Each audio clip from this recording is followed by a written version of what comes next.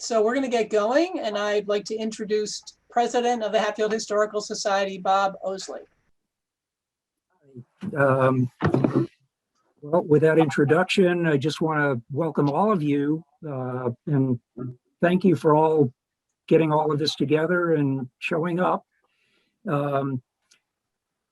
As far as the program tonight, it's the start of our 2021 program season, in this case featuring our Smith Academy basketball champions. As we've all been experiencing for the past year, COVID's really changed how we do business. And that's been the catalyst for all of us kind of reaching out beyond, our kind of traditional way of dealing with history and the whole concept of what a brick and mortar museum is all about. So this is the first of several programs that we're going to be presenting over the next few months. If I can just quickly read off some of the ones that are coming up soon. Thursday, April 22nd, we're having a program by historian Peter Thomas, and it's titled Saints and Sinners: The Congregational Churches of Hatfield and Adjacent Towns in the Early Days of Settlement. And another one that's really exciting from my perspective, on Thursday, May 27th, it's as part of our annual meeting and program, we're going to be presenting another virtual program entitled Hatfield History Comes Home: Rediscovering the Lost Slides of L.H. Kingsley. The Hatfield Historical Society has been very fortunate recipient of a donated collection of glass negatives. They were done by Hatfield photographer in the late 1800s, and it's a phenomenal collection of what was going on in Hatfield. She asked a question, write it down. So without further ado, I'll turn you back over to Kathy, and she'll give you some kind of guidelines for the meeting and let you know how things will work tonight, or at least hope they'll work tonight. Kathy, take it away. Okay. Hi, everybody. Yes, I'm the curator of the Hatfield Historical Museum, which you see a photo of behind me. First, I want to just remind everybody that we are recording this tonight. And so in the next week or two, we hope to have this up on our YouTube channel. So you can check it out there, or folks that weren't able to join us tonight. Next, thank yous. We have a bunch of them, and how this project came to be. First, we want to thank Marty Wilkes. Marty's, it was basically his persistent emails to me and a bunch of other folks around Hatfield that got this whole project started. He wondered what the Historical Society might be doing to recognize or acknowledge the 60th anniversary of these two championship teams. And I told him, we only have one black and white photo in the museum of the banquet, and I don't really even know anything about it. And so he wanted to do something about that. So one of the people that he emailed was Kathy Godek, and Kathy really got the ball rolling. She contacted as many players, managers, cheerleaders as she could find from the two teams, seeing if they would like to participate and what kind of memorabilia they might have. Like if they were willing to donate anything to the historical museum. She also contacted fans and others to see what memories they had from the time, asking if they would write up their memories of those years. And then she collected them all in a binder. I mean, what she's collected and produced and donated to the Hatfield Historical Museum is really quite astounding. It's a fabulous oral history collection, not only of mostly of what was happening during those championships, but also what it was like to be in Hatfield during those years. So that's a wonderful thing we have in the collection now. And it is, when the museum reopens, you will be able to come into the museum and look through that. It's a beautiful binder. I knew this was going to be a problem. Let's see if I go there. Anyway, it's a great binder. And the thing is, before we reopen, since we're still closed because of the pandemic, you will be able to view it online on our brand new basketball anniversary website, which is launching right after this program. So you'll be able to see it there, and that's pretty exciting. I also want to acknowledge the countless hours that have been put in by Rob Wilson, our Historical Society Vice President. He has worked with the participants and the local media, both to prepare and publicize tonight's program. And some of those media we'd like to thank are the Daily Hampshire Gazette and Scott Merzbach for their great page 1 article we got last week. We'd also like to acknowledge Gary Brown, a veteran sports writer for The Republican, for all the articles that he's written over the years, plus a new one for our blog, plus the Republican executive editor, Cynthia Simison, for letting us reprint a few of Gary's articles on our website. We'd also like to thank Hatfield Historical Society staff, especially Meg Baker, collections assistant for the Hatfield Historical Museum. She has designed and produced the entire accompanying online exhibit, and I think you're really going to be blown away when you see it. We will give you the address for that at the end of this program. And we'd also like to thank Rose Kowalski-Mulhern, whose scrapbooks that she made for her brother, Bob Jingles Kowalski, and so many of the newspapers that she saved populate the online exhibit. And then just thanks to many other Historical Society board members and committee volunteers and museum volunteers who helped make this project possible, as well as all those who have contributed artifacts or their stories or their memories, all of you here today who are participating, and those of you providing tech support. We want to thank all of those people. So, and last but not least, representing our co-sponsor, Smith Academy. Let's see here. We have a short tribute from Sherry Webb, who, if you don't know, is Smith Academy's retired athletic director of 37 seasons coaching field hockey. She also coached girls basketball and softball, winning 4 state championships in 2 different sports. So this is a tribute we have from Sherry Webb, and I'm reading here. When I arrived at Smith Academy in the mid-1970s, the 1960 and 61 teams were the stuff of dreams. It seemed like every lunchtime was spent discussing the thrill of the 60s. Those mini pep rallies helped to assure me that in my coaching career, there were no limits. Even though the 80s and 90s, or even through the 80s and 90s, as Smith Academy remained the smallest public school in the state, no team felt that a championship was out of reach. Those teams, I feel, helped set the tone for Smith Academy athletics for a generation or 2. So thanks very much to Sherry and to Smith Academy for their support. And so,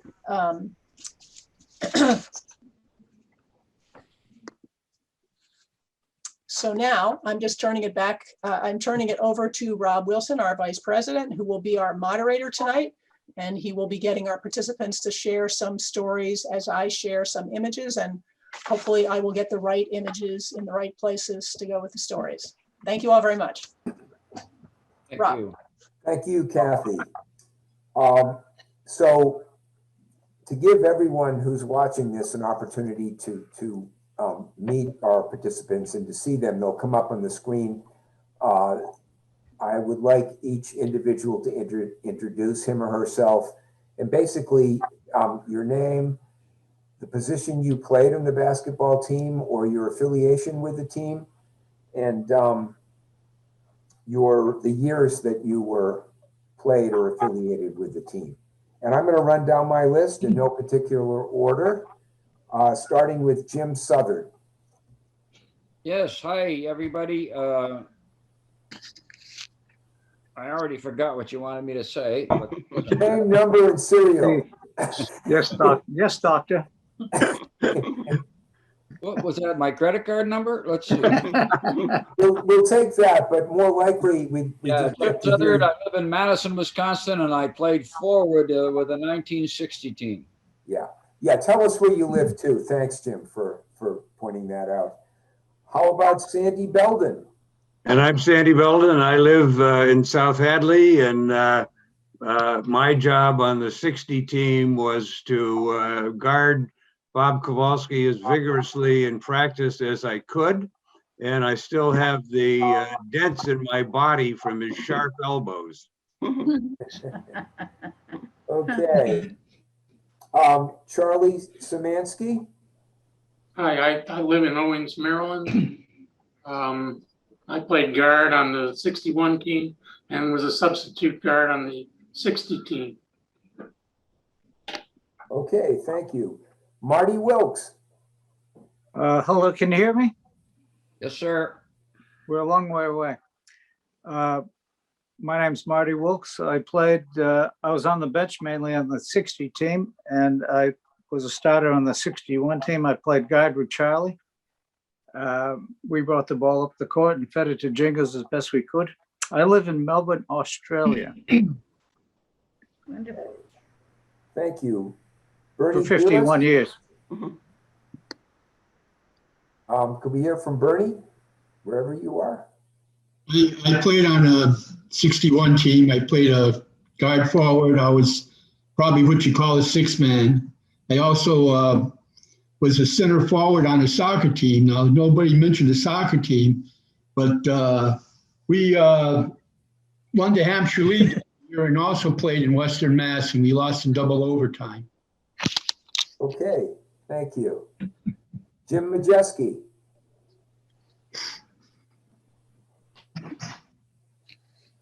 Hello, Jim? You're muted, Jim.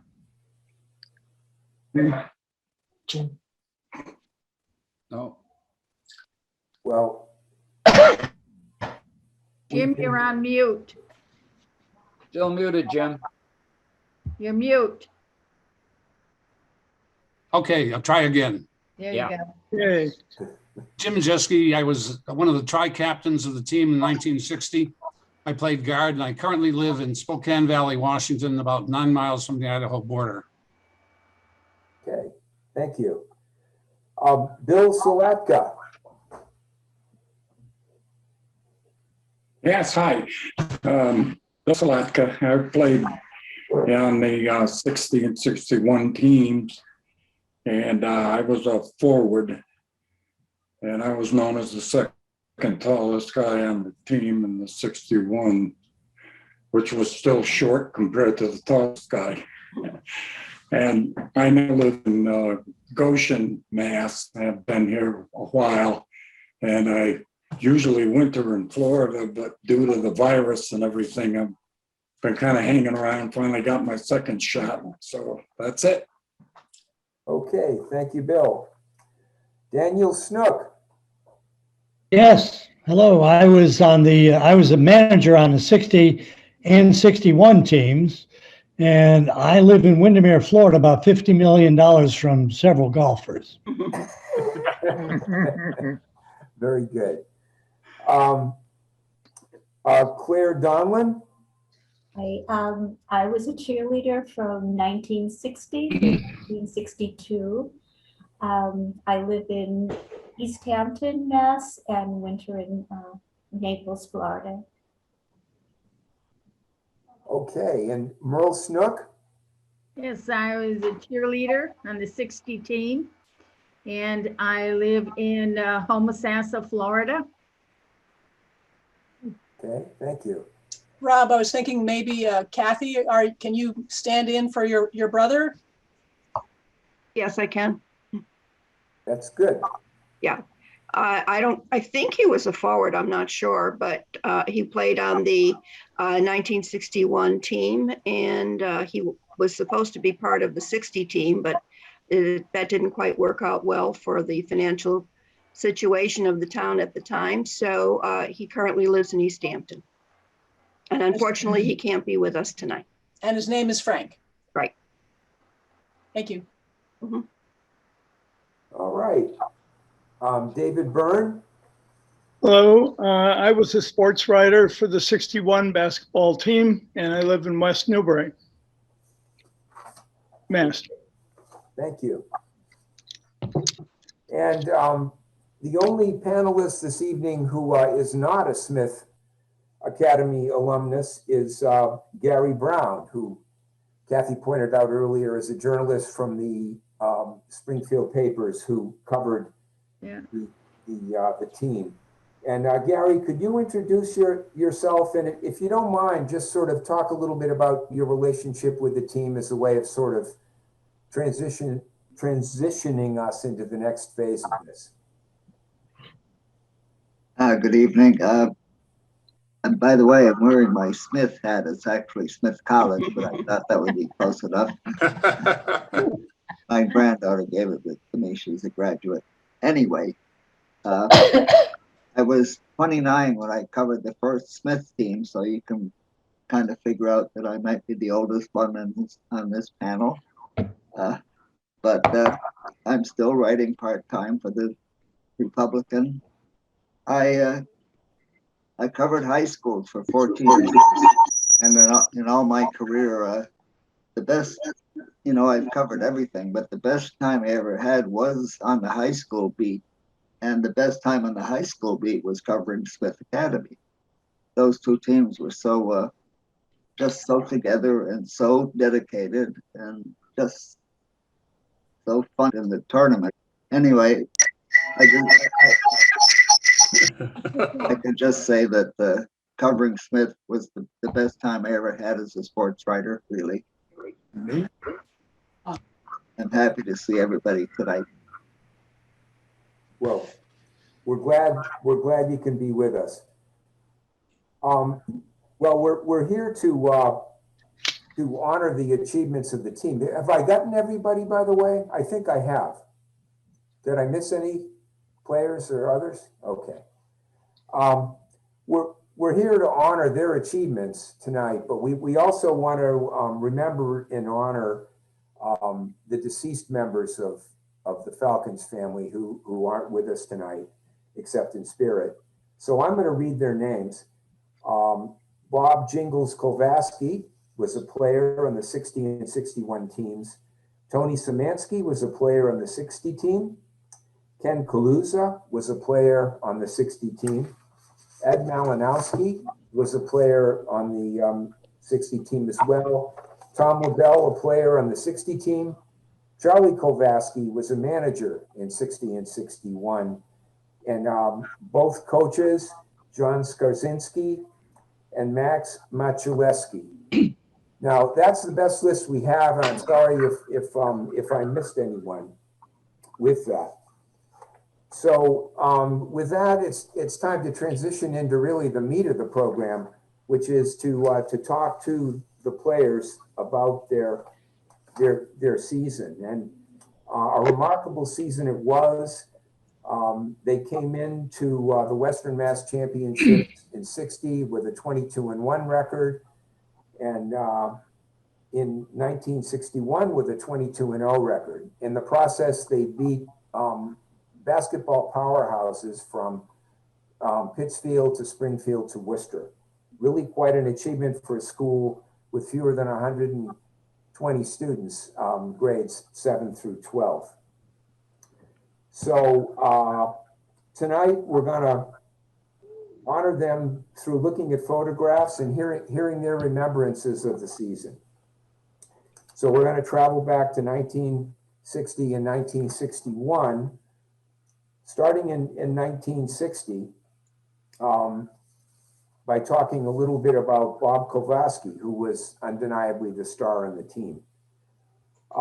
Bernie Pellis, could you share a couple of memories of what kind of a shooter he was and what kind of an all-around player he was? Well, if you got the ball to him, he put it in. If they had a three-point shot back then, I think he would have scored a lot more because he was pretty good from the outside, not just underneath the hoop. Thanks. And Sandy, you talked a little bit about playing against Kovaski in practice. What was it like to play with him in the court? And talk a little bit about your perspective on him as a player. Well, it was a great amount of fun to watch him from a very good perch on the bench.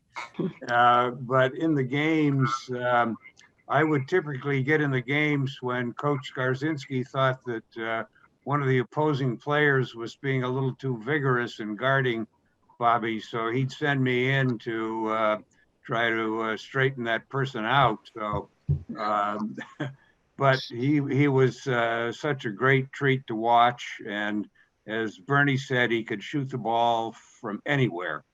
And I agree with Bernie. If we'd had a 3-point shot in those days, his record would have been just that much more impressive. He was great on corner shots. Yeah.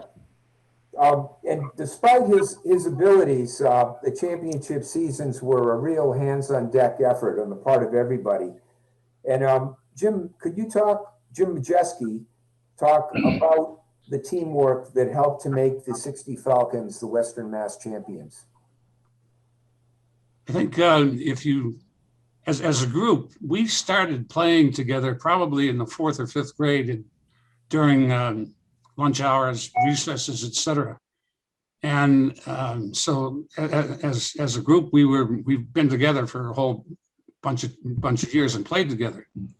I think when the beginning of the 60 season, Scar had us play in the Northampton Summer League. And Jingles had been gone for a year and he came back. And when he came out and started shooting, that was when I think some of us began to realize, this could be a really special year. And I think at that point, we were thinking, yeah, we might win the Hampshire League. From a teamwork standpoint, Jingles scored a lot of points, but he had a lot of help from a lot of other guys that backed him up. Not only got the ball to him, but rebounded, etc. So.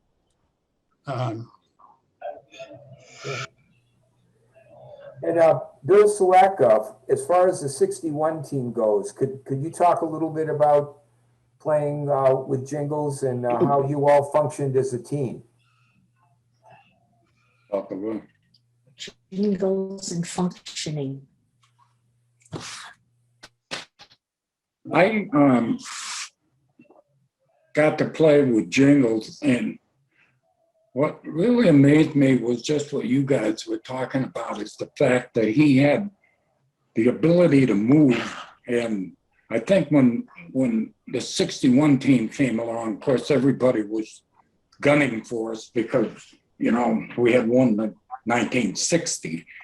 And of course, we had to change a coach too. And we also had a strategy that we developed, and I think we did it real well. And that was, and including Bob, for the size that he was, we could move the ball so fast. Once we would get a rebound, there was no strategy really.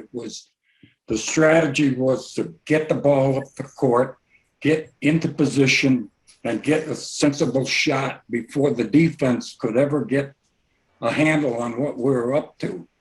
And I think that formula lasted so well that the conditioning that we went through as a team to get to the ability to do that is stamina. And I can say back in those days, we just were unknown on even water breaks, and that at times caused physical problems for me with cramps and things like that. But I just say my real secret that I'm letting out here is the fact that we were a real running fast team, and that won us a lot of games. Okay. Now let's switch to the home court, which by all accounts was a raucous, noisy, really small space, as you can see here in the photograph. And Daniel Snook, I'm wondering, your job as manager was to be there and to try to negotiate your job amongst all these people crammed up against the wall in standing room only crowds. What was that like? Talk a little bit about what it was like to be in the town hall gymnasium, as it was called, so-called. It was total pandemonium. I mean, and people were standing where they probably shouldn't have been standing. It was impossible to maneuver along the baseline or anywhere. You couldn't move in that gymnasium. It was just completely packed. Did any of the players have a memory of sort of landing 3 rows up in somebody's lap or anything like that? One that they'd like to share? Oh, I can tell you something. Hello? Yeah. Can I say something? Sure. The thing about those backboards, they were more of a wooden material. I think, and it was second nature to us to make layups and so forth with those backboards. When we got to the Springfield College and some of the other courts around the place, we encountered glass backboards, which was more difficult because you'd miss a lot of layups because they would rebound off very quickly. So you had to adjust to those sorts of conditions. But we had the hometown advantage, I think, with those backboards. I did anyway.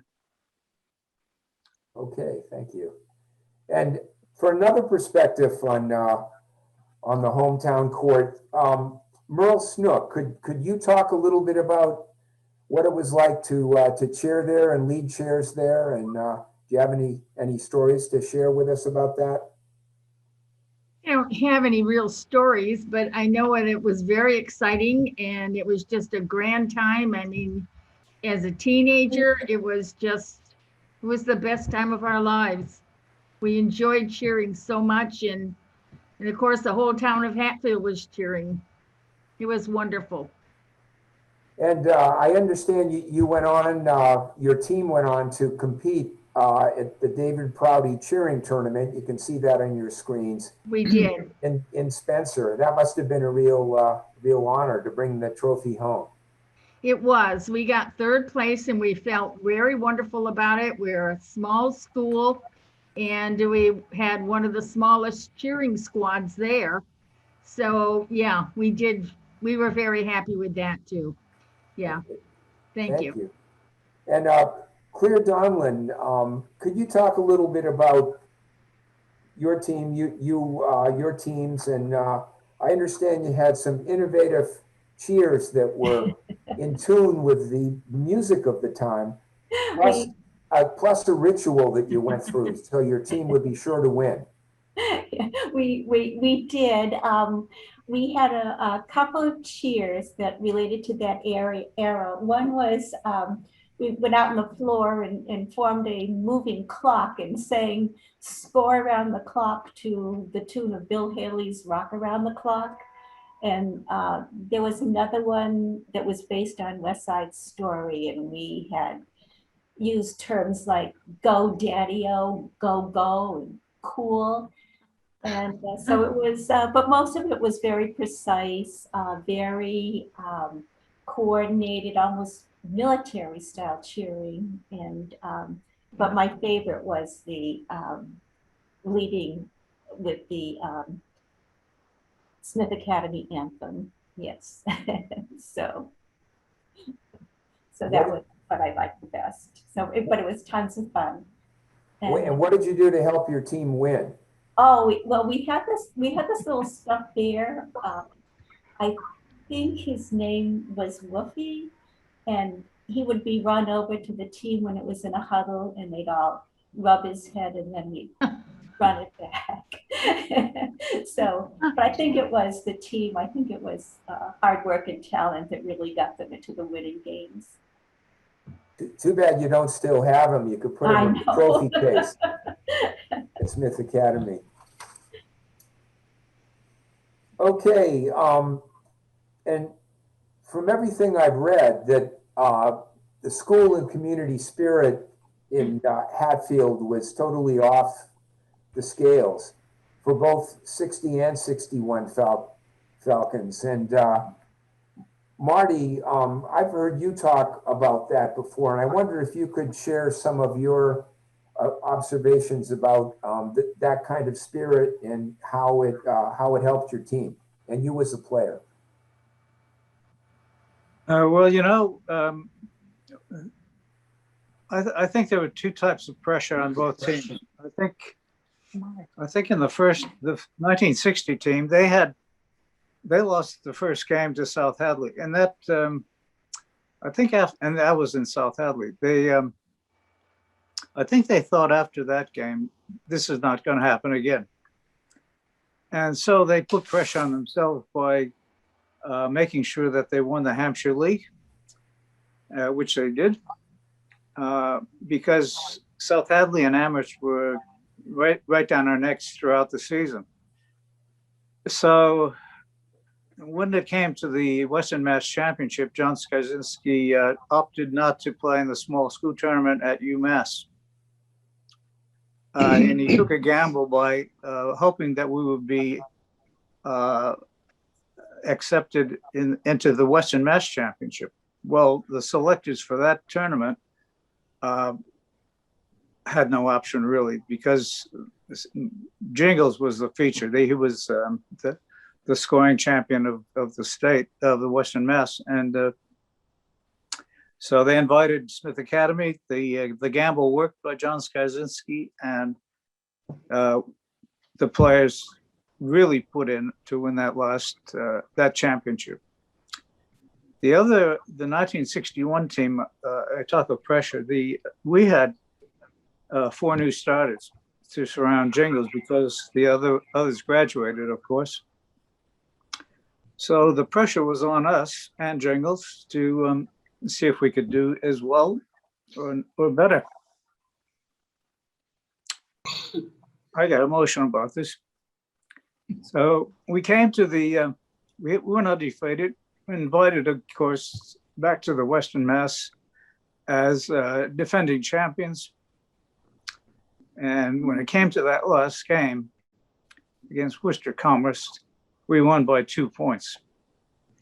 And I can tell you, those last couple of minutes, we were not going to lose. Come hell or high water, we were not going to lose that game. So I can remember that last picture that you showed with a team on the bench after the game. That was the happiest moment, because I knew what we'd gone through and how much pressure was on us. Yep. Yeah. Thanks for showing that. And you can see in the background all the fans and parents and crowded in, and imagine that magnified, by the entire town of Hatfield. It must have felt. I know. Well, there's Jingles' dad behind him there, and a lot of the town folks. They're all standing up, and I'm sure they couldn't believe it. And we were just glad we could eke out the game, because those we were, compared to the 1960 team, we were a lot smaller. We were, the 60 team had Ken Kolossi, Eddie Molinowski, Jim Wendeski. Those guys were all 6-footers. And we didn't have, the only 6-footer we had was Jingles. Maybe Billy Slotka was 6 foot. So, and that added to the pressure on the 61 team, I guess, because we had to do it with a smaller team. Okay, well, thank you.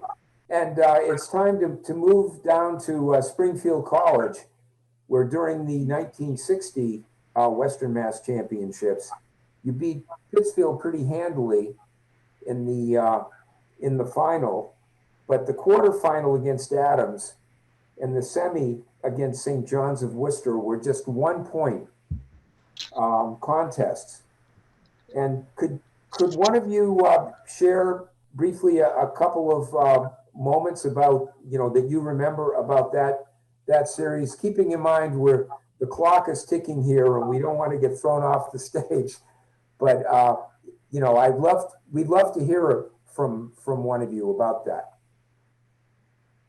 Well, I think in the first game, we came out and we were tight, and Adams got ahead of us.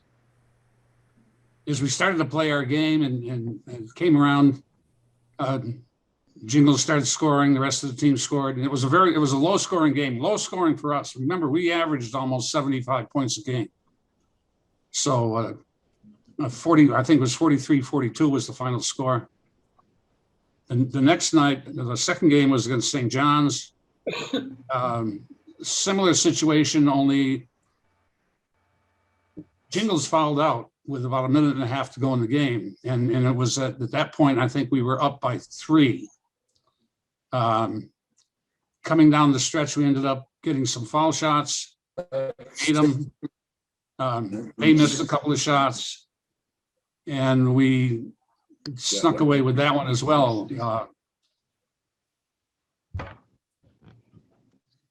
That's kind of what I remember of those 2 games. And then of course in the final against Pittsfield, there was a little bit of a spread, and that one I won't say that was the easiest game, but it was the easiest game.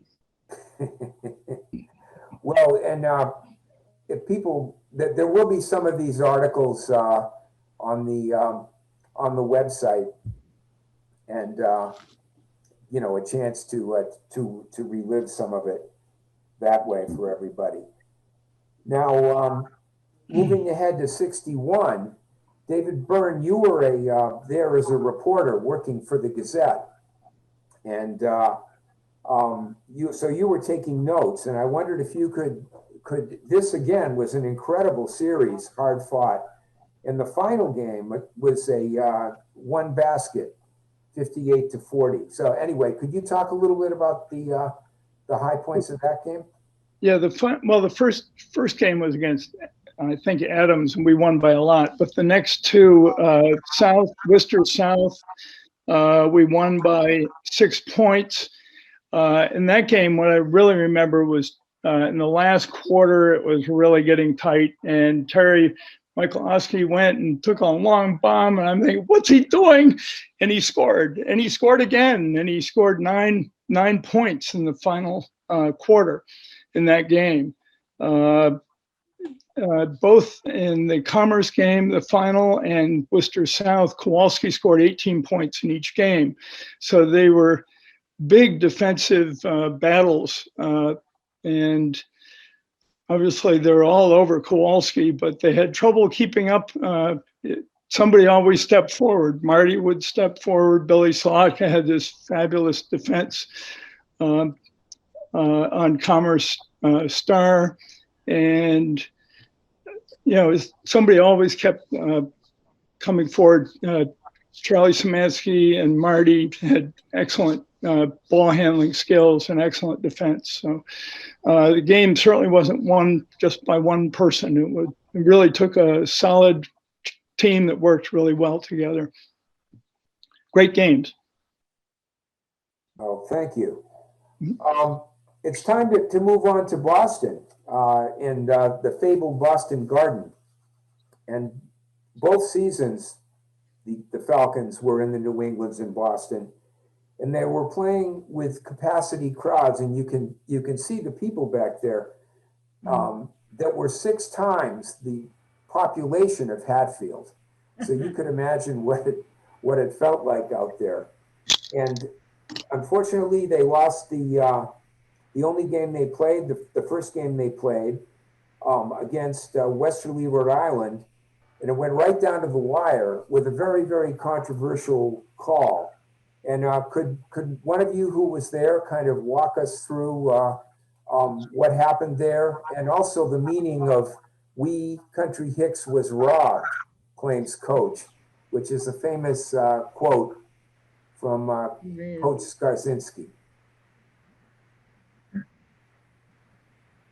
I think the controversy centered around a timeout that the timekeeper let the clock run approximately 4 seconds. And at that point in time, we were down, I believe, by 3. Scar objected, obviously. He didn't win that argument. And then that's when the "we was robbed" quote came out the next day when he was interviewed over the issue with the timekeeper. Yeah. Okay. And a year later, Frank Goddard, who is not here tonight, as we heard, was going to share a remarkable encounter he had in the game in 1961, which is against a Hartford Public team, really strong Hartford Public team, and he's going to he's delegated Jim Southard to share the tale of his encounter on the court there with someone famous. Go ahead, Jim. Yeah, thank you. Thank you. Yeah, it's too bad Frank can't be here, but but I've got a copy of the comments that he wanted to make. And here's what he said. He said, we're on the famous parquet floor of the Boston Garden for our morning shoot around before tonight's game in the New England tournament. This place is huge, tier after tier rising up to the ceiling. Seating capacity 13,909. Championship banners hanging from the rafters. I hear some noise at the opposite end of the court, and coming on the court are Boston Celtics, Bill Russell, Bob Cousy, Bill Sharman et al. So I stand there in awe. Who comes over to me but Tom Heinsohn, all 6 feet 7 inches, 235 pounds. He takes the ball from my hands and says, "Let me show you how to do this, kid." Jump shot from 25 feet, nothing but net. I still can't believe I was getting a lesson on jump shots from Tom Heinsohn of the Boston Celtics at the Boston Garden. What a fantastic memory for Frank to share with us. That was awesome. Yeah, and I want to point out that in these two pictures up side by side, that the Smith Academy team was playing in front of the same sized crowd, 13,909, really, capacity crowd. It's astounding to think about that.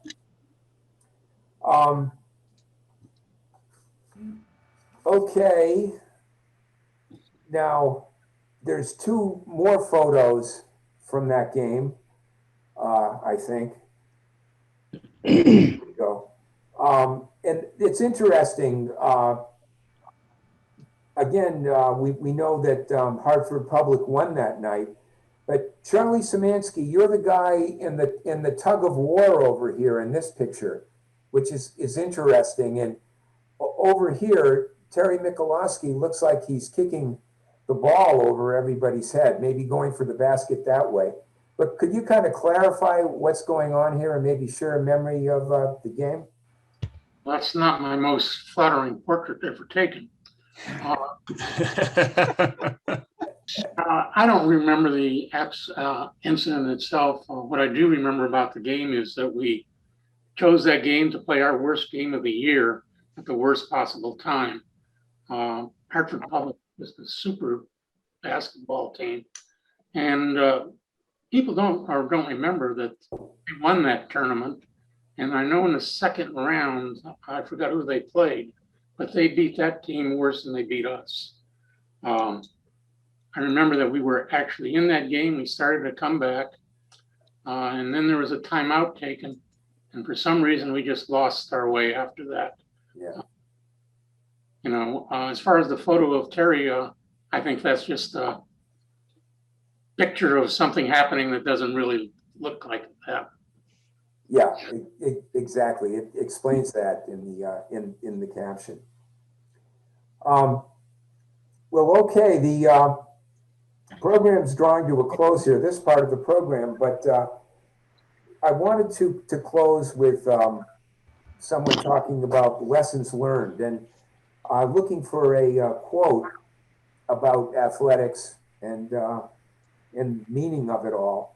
The best one I could find was Billie Jean King, the tennis great, who wrote, "Sports teaches you character. It teaches you to play by the rules. It teaches you to know what it feels like to win and lose, and it teaches you about life." Now, Jim Southard, you shared a few of your thoughts on this theme at our reunion, and it really were interesting and inspiring. And I wonder if you could share those again. Yeah, I can share those. After the first meeting that we had with Zoom, and we were all talking about our experiences, I recognized that the impact that our victories had little to do with my experiences and more to do with what it did for the town. Because it was Smith Academy, all those loyal fans, and the town of Hatfield that really is the one that should be honored. I mean, growing up in that small town was just a wonderful opportunity for us. Those people in the town supported us just tremendously. So this is really a victory for the 60 and 61 team, but the real winner was the town of Hatfield and Smith Academy. And I think it's had a lasting effect on this town for a long time. And for us to be a part of doing something for the town like that is much more important than the fact that we as players won the team. It is so gratifying to see all the people that have joined us tonight to honor us in this. And we really want to honor them and thank them for the contributions that they made to our team. Well, thank you very much. And thank you all for your contributions. And now, Kathy, if there's time, I guess we take questions. Yes. So Betsy, who is on the Hatfield Historical Society board, do we have any questions from the chat? We have two questions, but I would encourage people to find the little chat button at the bottom of their screens and type in any questions they have, and we can relay them to the team. The first question is similar to what Rob just asked, but we wanted to know if there were two players who might be willing to talk about what the biggest takeaway was for them that has stayed with them throughout their entire lives from this championship experience.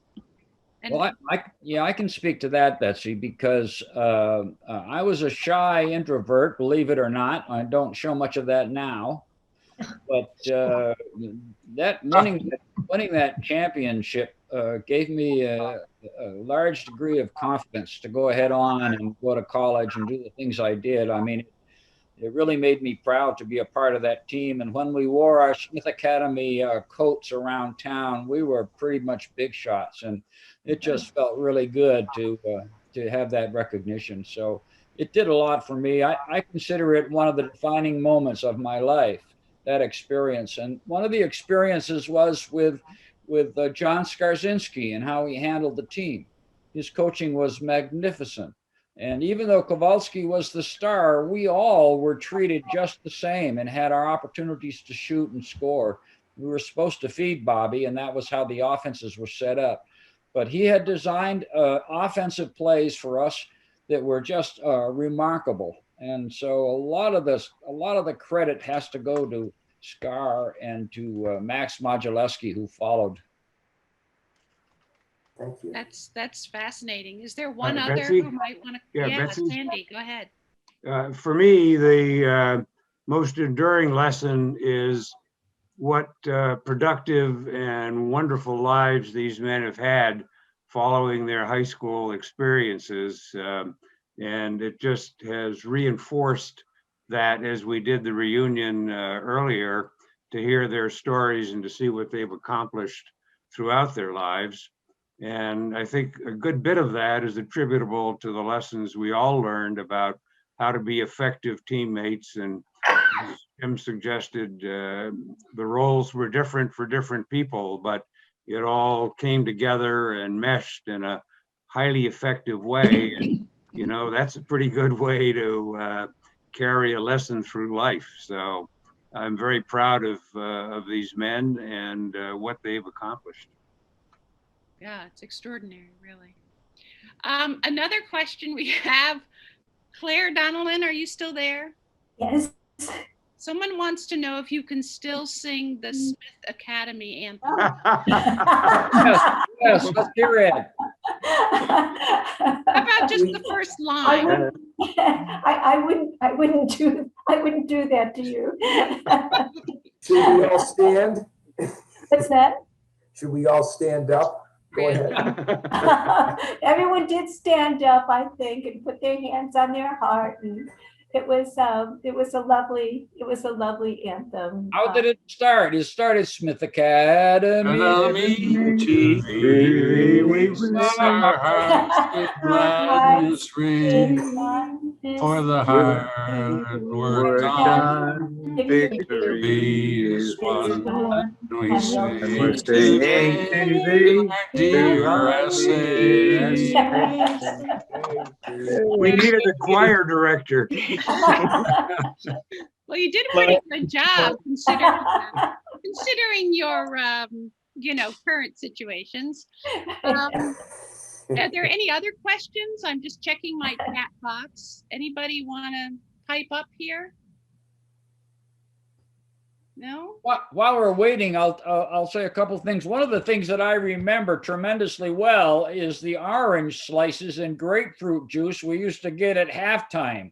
Oh. My gosh, that was great. Scar would bring in oranges and grape juice, and boy, did they taste good. Holy cow. I must say that's probably why we won.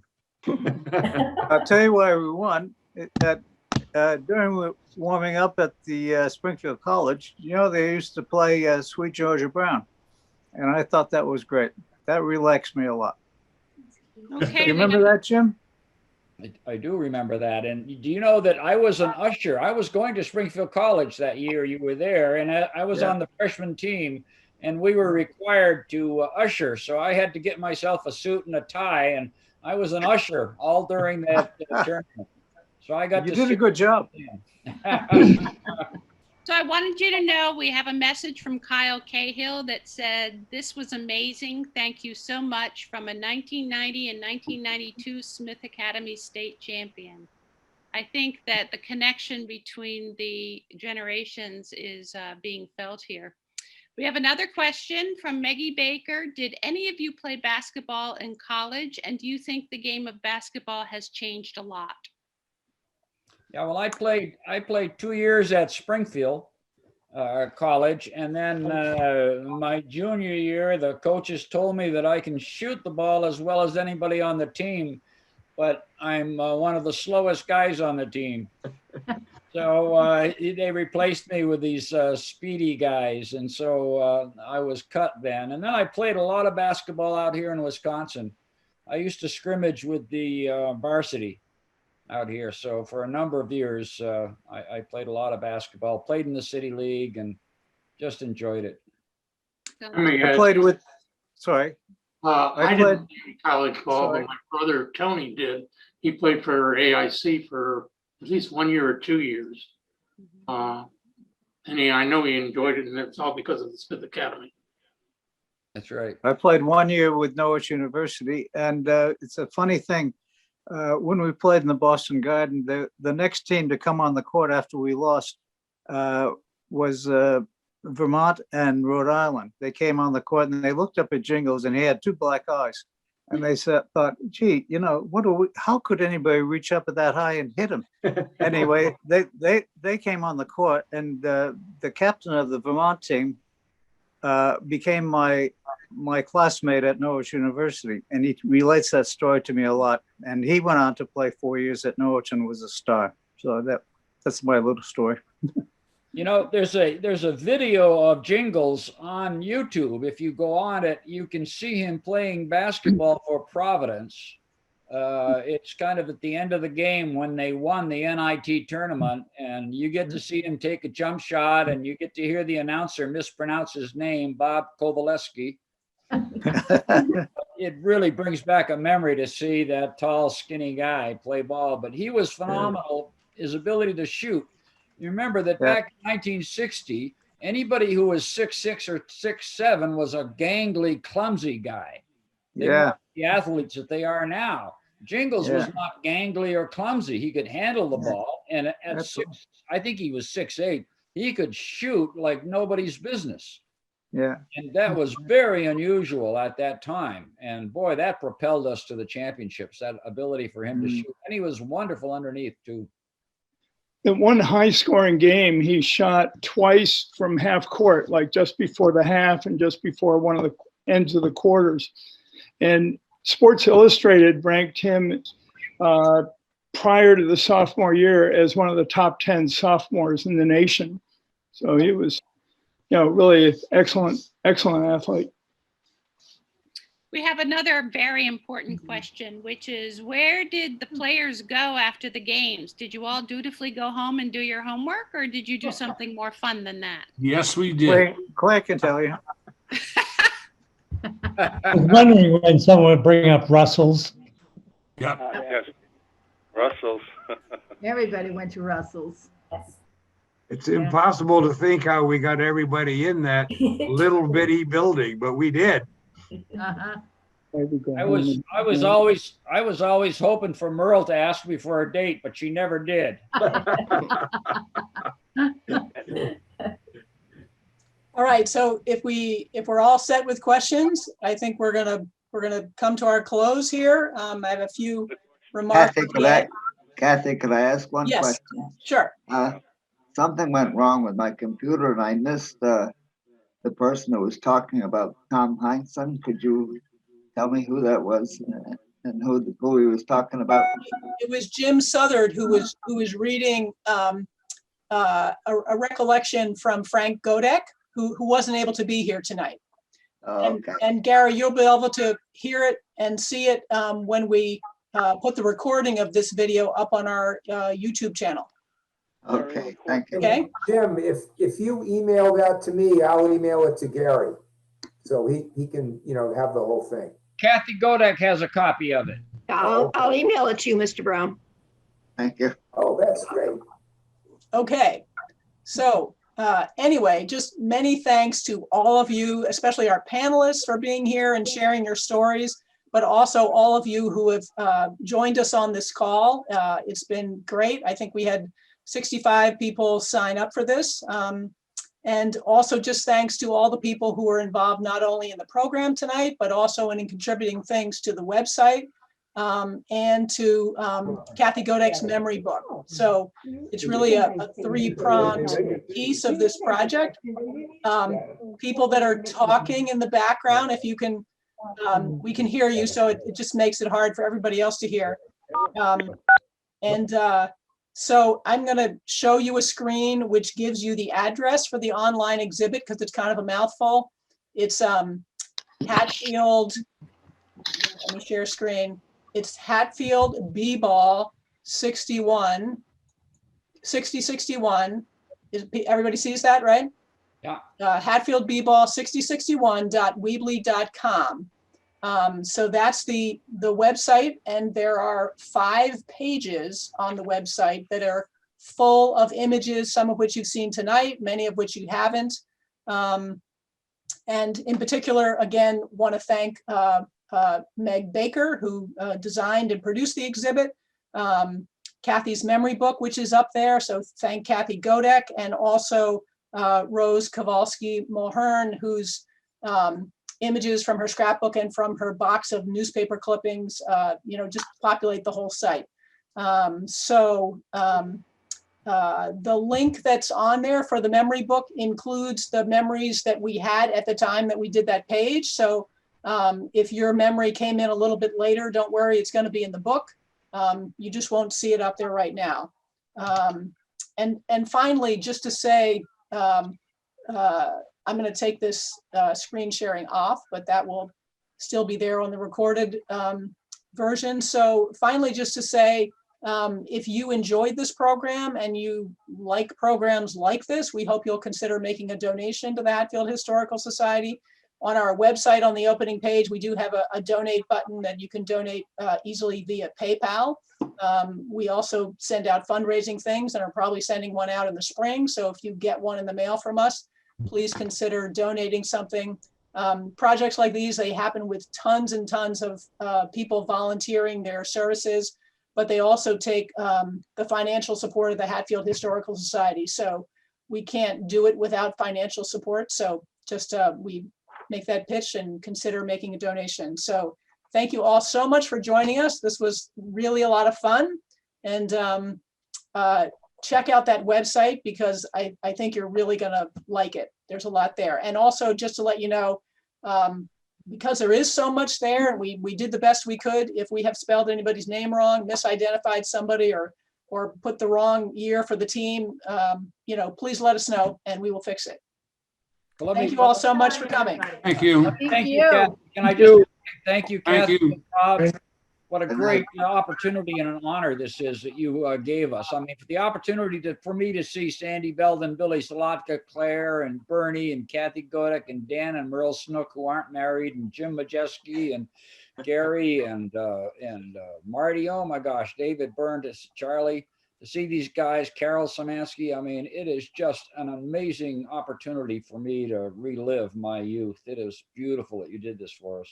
And I'll also note that because we're in a pandemic is why we're doing this, but it has afforded us to let, you know, us have people from Jim Majeski from Spokane and Marty from Australia, and nobody had to leave their houses, you know?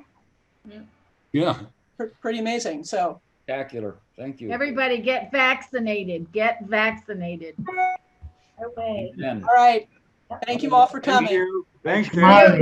Bye. Bye. Hi, guys. Bye. Bye, y'all. Bye, everybody. Love you all. Love you guys. There's Carol. Bye. Good to see you. Night night. No one wants to hang up. Yeah, Brian Williams. This is over. Thank you.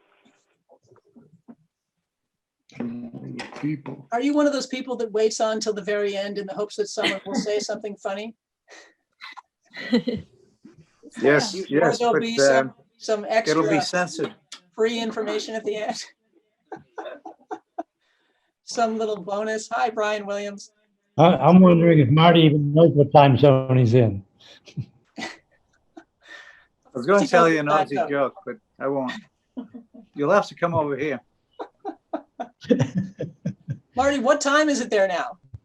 10:39. 10:39 in the morning, Friday morning.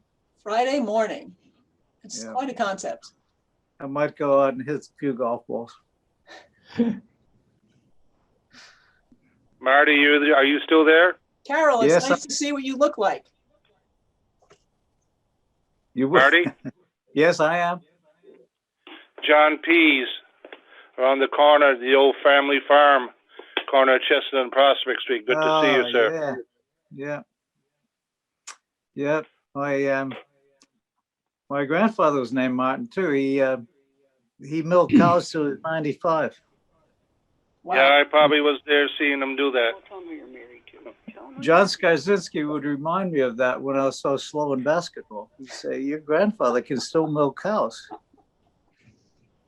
You know, you guys are talking about going to the garden, everything. I'm a bus driver. Took a couple of teams to Worcester, to the DCU Center to drive in with a busload of kids, about a dozen of them, get off the elevator and have Coach Webb, take you upstairs to the, upper levels of the arena and to see our team come out there, 12 girls.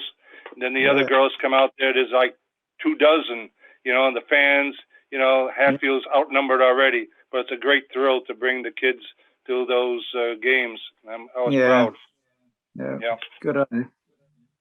Even Good down to on you. Everything, field hockey. Okay, everybody. I'm going to end, okay? Yeah, take care. Okay. All right. Marty, great to see you. Everybody, great to see you. Danny, thanks so much. Meg, See you when we Matt, visit. John. God bless you. Hope to talk to you again soon.